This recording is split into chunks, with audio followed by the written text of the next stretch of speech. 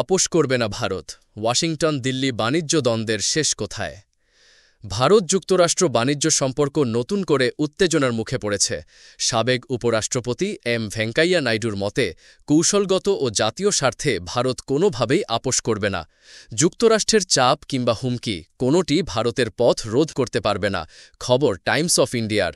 শনিবার ৯ আগস্ট চেন্নাইয়ে এমএস স্বামীনাথন শতবর্ষ আন্তর্জাতিক সম্মেলনের সমাপনী অনুষ্ঠানে বক্তব্য রাখতে গিয়ে নাইডু স্পষ্ট ভাষায় বলেন, আমরা জ্বালানি নিরাপত্তা রক্ষা করব এবং জাতীয় স্বার্থে অটল থাকব।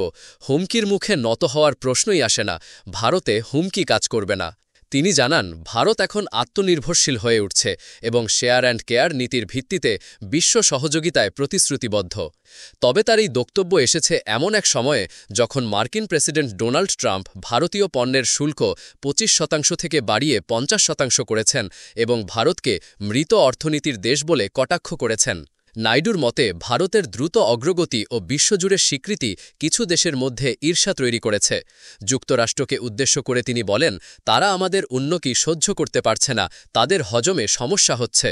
তিনি আশা প্রকাশ করেন, কৃষক, গবেষক ও তরুণদের অবদানে ভারত বৈশ্বিক অর্থনীতিতে চতুর্থ থেকে দ্রুত তৃতীয় স্থানে পৌঁছাবে।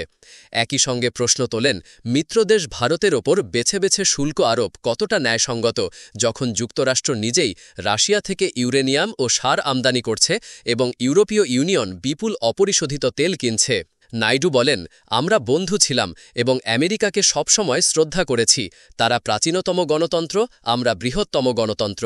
পারস্পরিক শ্রদ্ধা থাকা উচিত, কিন্তু কোনো উস্কানি বা যুক্তিসঙ্গত কারণ ছাড়াই ভারতের বিরুদ্ধে যা বলা হচ্ছে তা সত্যিই দুঃখজনক।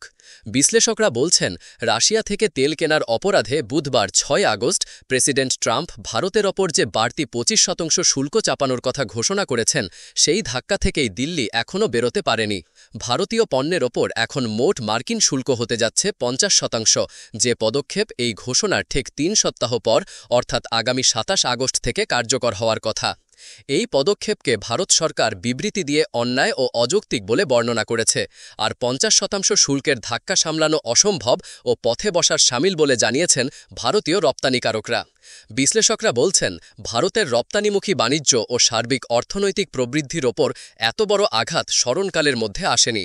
যেহেতু দুই দেশ এখনও কোনো সমঝোতায় আসতে পারেনি, তাই ওয়াশিংটন দিল্লি বাণিজ্য দ্বন্দ্বের শেষ কোথায় তা এখনও অজানা। গ্রন্থনা অধ্যক্ষ মহসিন আলী আঙ্গুর, সম্পাদক ও প্রকাশক মুজিবনগর খবর.com, মেহেরপুর।